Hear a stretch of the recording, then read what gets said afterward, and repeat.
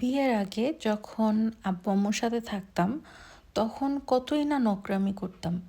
মানে এটা খাবো না, ওইটা খাবো না, এটা পছন্দ না, ওইটা পছন্দ না, বা যে কোনো জিনিসই চাইতে দেরি আব্বু একদিনের মধ্যে হাজির করে নিয়ে আসতো।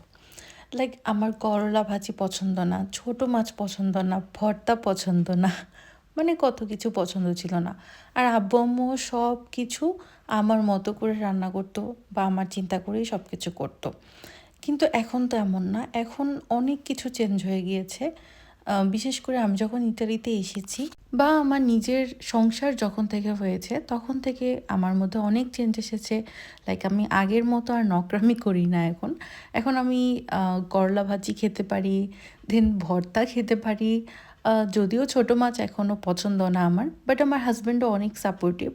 ও আমাকে আমার আব্বু আম্মু যেভাবে ট্রিট করতো, সেম আমাকে ওইভাবেই ট্রিট করে। উল্টো আমার মনে হয় যে আমি আমার আব্বুর কোল থেকে এসে আমার হাজবেন্ডের কোলে উড়ে এসে জুড়ে বসেছি। ব্যাপারটা আমার কাছে এরকম লাগে। বাট যেটাই হোক না কেন, বিয়ের আগে মেয়েরা বাবা মার কাছে যতটা নকরামি করে, সেটা কিন্তু নিজের সংসার হয়ে যাওয়ার পর অটোমেটিক্যালি চেঞ্জ হয়ে যায়। আর এটা সব মেয়ের ক্ষেত্রেই হয়।